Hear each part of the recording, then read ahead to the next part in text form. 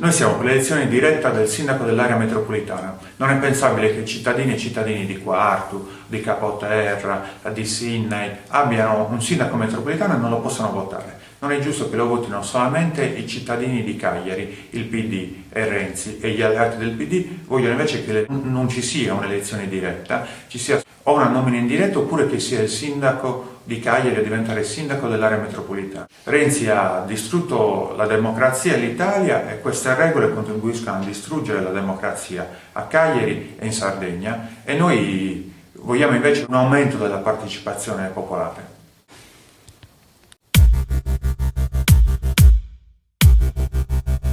Serve aria nuova, non viziata da logiche italiane sbagliate, logiche passate, presenti e future.